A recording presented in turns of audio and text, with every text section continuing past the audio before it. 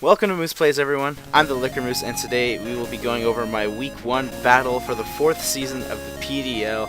It's back, and I'm really glad the battles have started up again. For Week 1, we are up against Steven, coach of the Cambridge Crawdaunt. He is an extremely good battler, and definitely a worthy opponent, and yeah, hopefully he should give me a run for my money. But yeah, this is an out-of-conference game, so as far as the playoff race matters, even though it's only Week 1, it's not going to matter too much. Basically, if I can win here, then I might be able to get ahead of my division, because so far every team's going to go through an out-of-conference game. So basically my entire division will face Steven's entire division.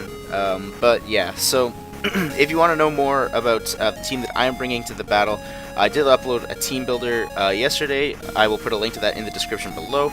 But for just a quick overview, we have a max HP Assault Vest, mixed attacking Gudra with Earthquake, Rock Slide, and Bolt Beam, a Phytinium Z Hariyama with Low Kick, Bullet Punch, Knockoff, and Close Combat, pretty standard SD Mega Pincer with Quick Attack, ElScizor, and Earthquake, a bulky fast Crobat with Defog, Roost, Super Fang, and Shadow Ball, an Akaberry Fortress with Rapid Spin, Stealth Rock, Volt Switch, and Heavy Slam, and then mixed Scarf and Fernape with Fire Blast, Earthquake, Shadow Ball, and U-turn. Shadow Claw, sorry, not Shadow Ball, and U-turn. Looking at what Steven brought to the table, he brought the Donphan, the Mega Aggron, the Weavile, the Blacephalon, the Jolteon, and the Tangrowth. Not too many surprises here. I was a little surprised to see no Slowbro, to A, complete the Regenerator Core, and B, be a decent answer to my Infernape, because that resists both stabs. But right now, yeah, honestly, looking at this team, Scarf and Fernape is looking really good in this match. But yeah, so speaking of the Scarf and Fernape, I do decide to lead it as what's looking to be Steven's most likely leads is either the Jolteon to Volt Switch out, or the or the Donphan to set up rocks, and in either way I can U-turn on either of those things to either pressure them out or just wear them down. So I'm going to lead with my Infernape, as Steven does decide to lead with his Jolteon. I'm just going to go for the safe U-turn. I did think about just Earthquaking here, although it was a roll to KO, it wasn't a guaranteed, and unfortunately his Thunderbolt kills me even unboosted. But in the end I decided to just go for U-turn, and if he was Scarf, then I guess he would have gotten me, but luckily he wasn't, so he does U-turn into Donphan. I don't really want anything to get knocked off here, so I do decide to just go for my Fortress to try to set up my rocks, as the Leftovers is revealed on this Donphan. And as we can see here, his Donphan does just retreat and go directly into his Blacephalon to try to offensively pressure me out. I am perfectly fine with this, because I have a very safe switch in with my Gudra to this Blacephalon, which is like my dedicated switch into this. I'm just going to fire off a safe Earthquake to break the substitute that the Blacephalon has set up, as that Shadow Ball does absolutely nothing. And it reveals that he is Timid, Max Special Attack, not boosting item, so he's not Life Orb, basically, obviously. But yeah, I'm just going to fire off a safe Earthquake again. But Steven does just go into his Tangrowth to tank, and I'm going to fire off an Ice Beam to try to just nuke this, because I brought Bolt Beam specifically to take out his Regenerator Core. As he goes to Rock Slide, predicting Pincer, I Ice Beam and I freeze again. And yeah, that's unfortunate. This is pretty early in the game, so it's kind of hard to Theorymon from this point. But I'm sure I don't know, we'll see. Because obviously I don't take damage from, I'm assuming, a Rock Slide, but here, oh shoot. Well, too late, but I made a hard read there. As we see, his Tangrowth is going to switch out, and I made a hard read here. I figured he was going to save this for a sack later, and I actually do predict him to go into his Aggron and click Earthquake. And if he doesn't, if he doesn't switch out with his Tangrowth, then I guess he just burns a turn of freeze, even though it's not turn-based, it's like roll-based to unfreeze, or thaw, or whatever. But yeah, I do predict him to go into the Aggron here to try to take the incoming Ice Beam, and we get a huge chunk off of this Aggron. And I am just going to play this absolutely safe and just click Earthquake on this Mega Aggron again.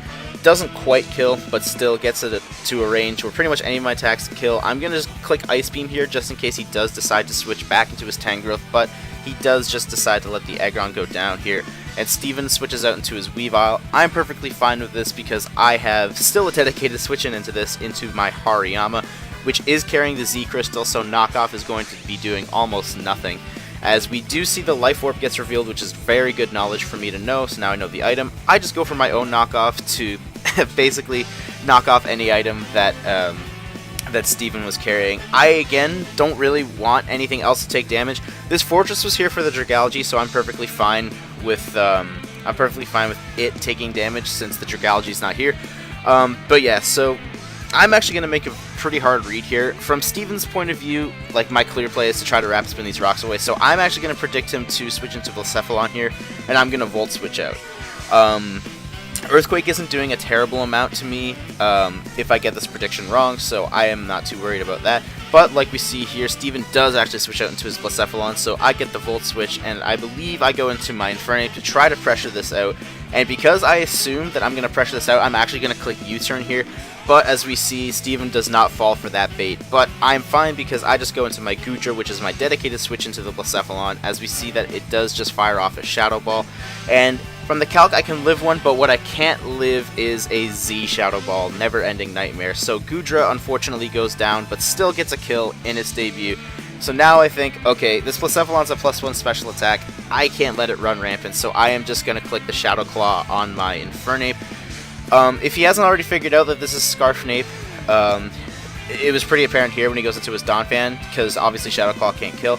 Once again, I'm just going to go into my Fortress since the Dragalge isn't here. This is my most expendable member.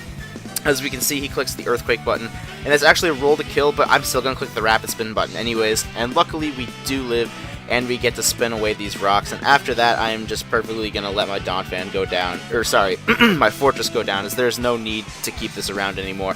Now here I go into my Hariyama because, fun fact, I actually have nothing that can kill this. But basically, from, like, obviously you can't really tell from the Rapid Spin damage. I probably should have seen from the Earthquake damage that this had some attack investment. But I assumed that this was max physically defensive, and if that's the case, then nothing here that I can do can actually kill, not even Fire Blast from, what do you call it, from Infernape. Excuse me. So basically, I'm just going to click Close Combat here, because the Z Close Combat actually doesn't kill from here.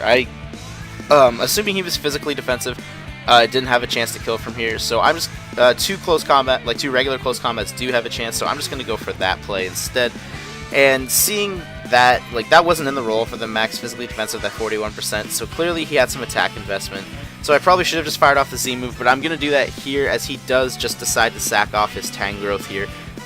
The firing off the Z move was pretty much no drawback there based on what he could switch into this.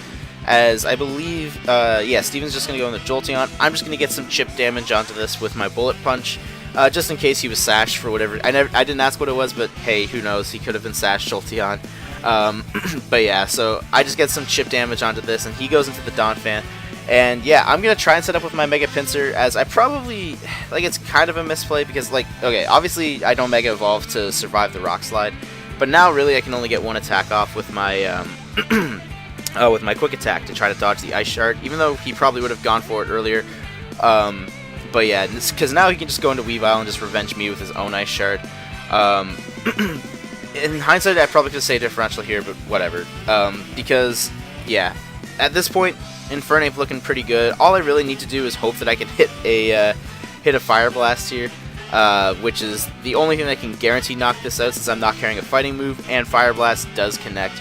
And unfortunately, Fire Blast actually isn't a guaranteed kill on this Jolteon either, so I am unfortunately going to have to switch out and sack my Crobat here to the incoming Thunderbolt to reset my Scarflock to Earthquake. And Infernape picking up 3 kills in its debut, and that is just amazing, and that is going to be GG to Steven.